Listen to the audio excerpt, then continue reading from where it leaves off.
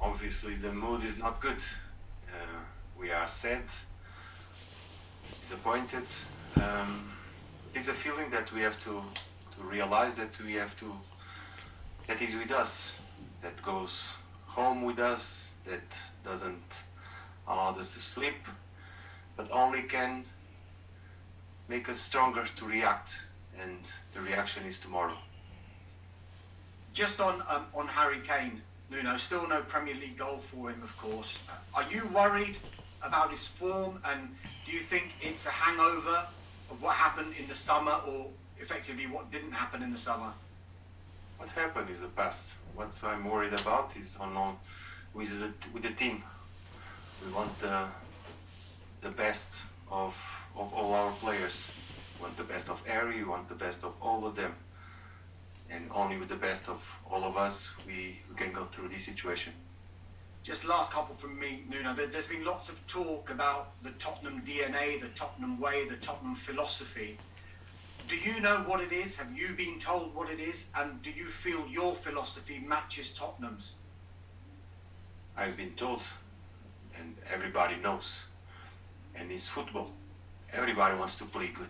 Everybody wants to play offensive. Everybody wants to score. This is what we chase.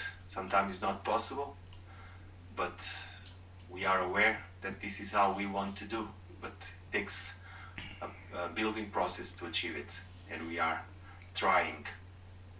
Just a final one from me. Lo Celso and Romero have been called up to the Argentina squad. If the quarantine rules can't be changed, will you take any steps potentially to stop them going, or would you expect them to put the club first and not go? Yes, what we expect is what we are concerned about is the government bodies make a decision that can protect the clubs on these international breaks. What we don't want is to the same situation repeat again. So we don't have our players. And what you are asking me, I always say, it's very difficult to say no to a national team. It's never been the case before. We are facing this situation through the pandemic. So what we want is protection. Us as clubs, we need decisions that protect us, because we want to have our players in national team and we want them available for us also. Thank you. FIFA and UEFA to help you, because it's something as a club that you can't solve yourself, and you need them to almost make the decision for the players that they can't go. Is that what you're asking for? Some guidance. We have been to this problem before, and we don't want the situation to repeat. What we want is, and we know, everybody knows that there are conversations going on within all the government bodies to solve the situation. What we cannot afford is to have our players out again. Can I just ask, so this is two questions in one really. Are you worried that they might have to go to Croatia again? Is that what you're worried about? And just as a side, could you get some team news, please? Sorry, I lost the last part. Sorry, just some team news, please, about Bergwijn, whether he's going to be fit. But were you worried about the players going to Croatia again? No, I'm not even considering that scenario, because what we want is the situation solved before, some guidance before, so we can communicate to our players and tell the best way to deal with the situation. In terms of team news, nothing has changed. Steve is unfortunately still out. He cannot join the group. Thank you. Thank you. Thanks, George. How are you? Hello, Ian. Is this job at Spurs tougher than you thought it would be when you were given it in the summer? All the jobs are tough in our profession. As manager, there's no easy job. There's no easy task. But you got a lot of criticism on Sunday. You came out and took the criticism on your shoulders. But for a manager who's only been in a new job for a couple of months, that's highly unusual. Normally you get much more of a honeymoon period. The criticism is normal, and you've been in football, I've been in football, everybody that is on the screen knows how this industry works. When you don't play good, when you don't perform and the results don't go along, criticism is something that you have to deal with that. So we understand it, and it's up to us to react it, to change it. So you know football and I know football. How big a game is this one now, and the one at the weekend with Newcastle? Going into an international break, you need to change things around, don't you? Of course. And we need to change it today and tomorrow and the day after, because this is the moment that we have to react. We have to react. It's not, as you can imagine, it's no good. It's no good. Feeling this way like we are feeling now, like our fans are feeling now, it's not good. But the difference between us and our fans is that we can change it. We can change it. It's up to us to change it. Good luck. Thanks a lot. Thank you. Obviously, you've spoken in the past about how you haven't been able to train with a lot of the players. You're using matches to train them. I mean, is it fair for people to judge you yet? Or, I mean, I guess what I'm saying is, how long until we see the actual Nuno Espirito Santo Tottenham that you want to have out there? Unless there's no judgment. It's no judgment. I'm not worried about the judgment. What I'm worried is about how can we play better. How can we play better? The judgment and the criticism and the opinion and all of that is part of it, and we have to deal with that. We have to deal with that, and that doesn't interfere in the way we work. It can only distract us. So I'm very simply telling you that my focus is how can we improve? How can we improve? In terms of the fans, now is not moment to ask them.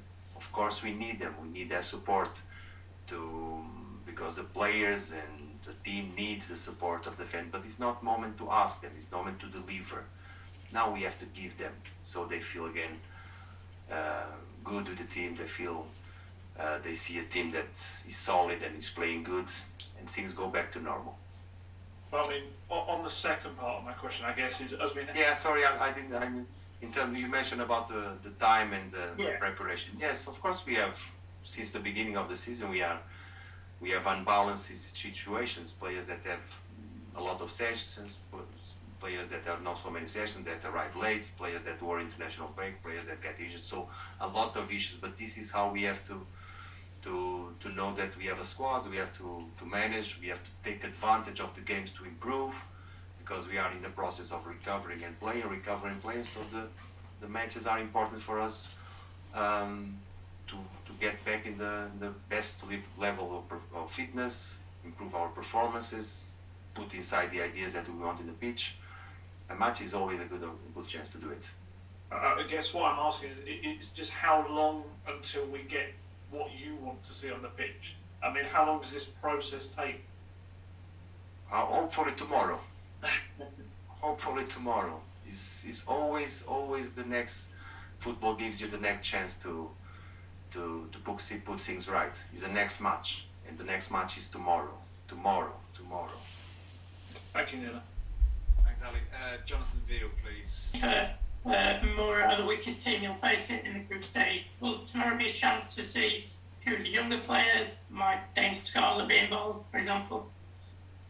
Yeah, we have to make the decisions. But all the squad is going together. Obviously, without telling you too much, there will be some changes because they are required, and because I think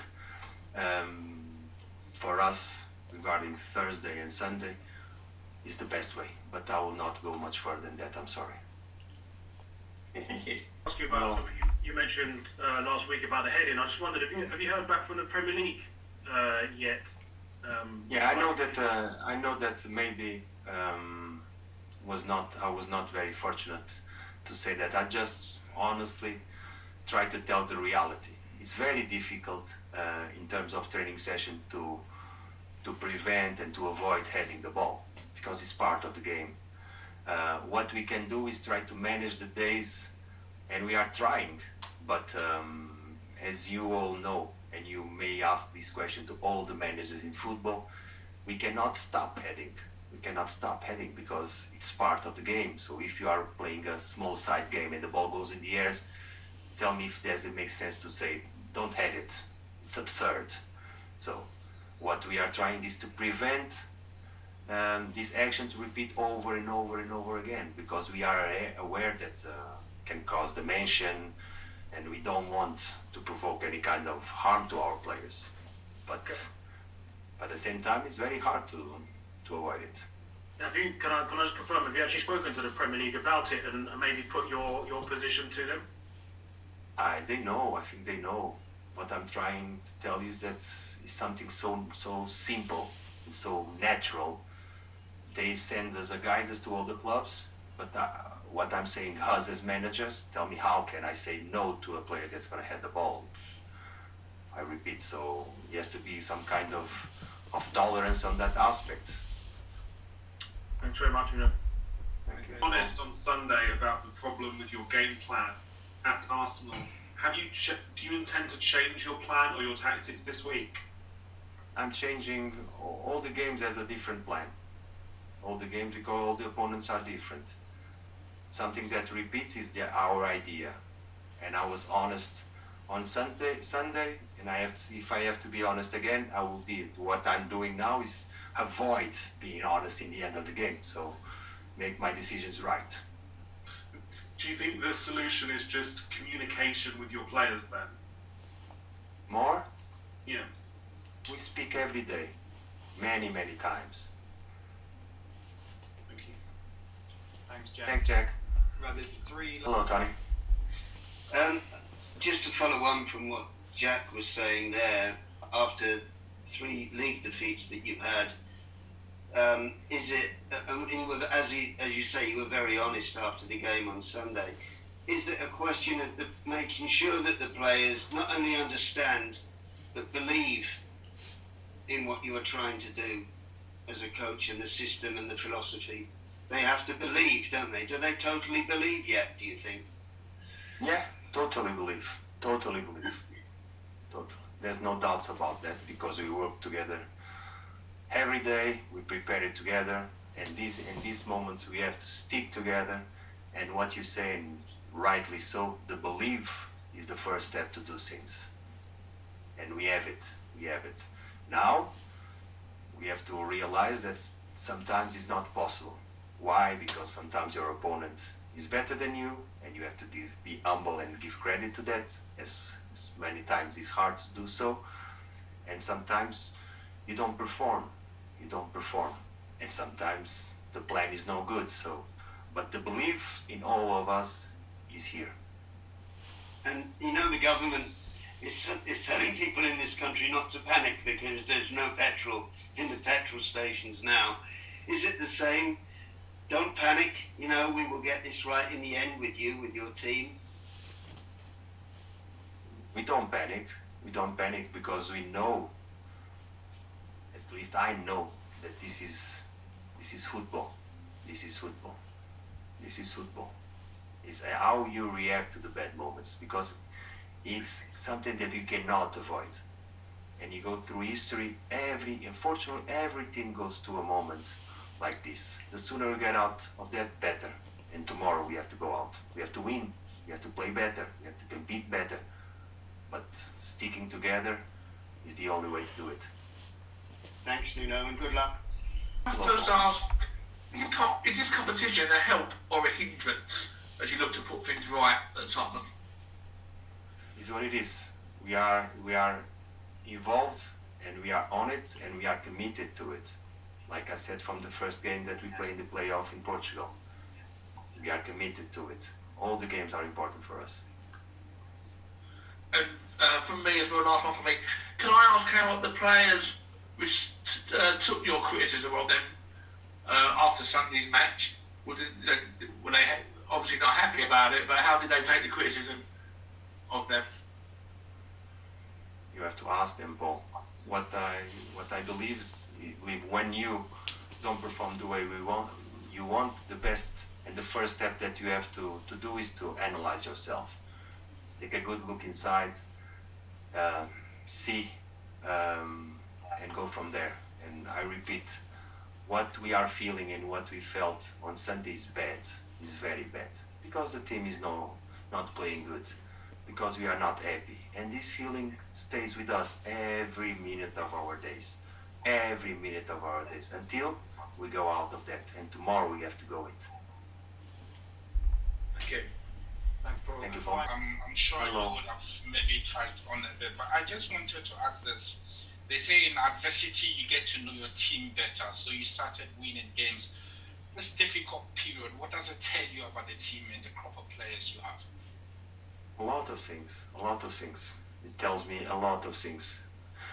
Since day one, we are knowing each other better. We are realizing our strengths, our weaknesses, so we can improve. The moment that we were winning was only disguising to the outside. Inside, we knew that we had still things to improve. Now, it's obvious that we have things to improve. And in terms of what I'm seeing players that want to achieve, that work hard to achieve it, and we are not able to be consistent to do it. We still have a problem when we concede a goal. We lose our focus, we lose our solid, how compact we are, and that's we must avoid.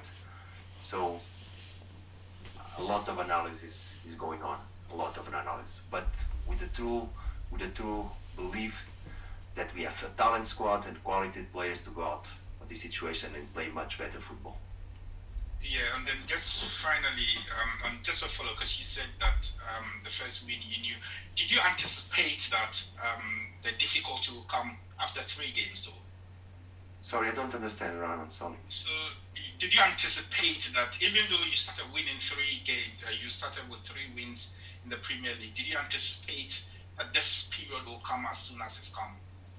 No, we don't anticipate. When you are okay, what you try to do is to throw it in front of you, always going, try to avoid a bad game or a bad performance. You don't anticipate this. You don't anticipate. You only know when you are in that.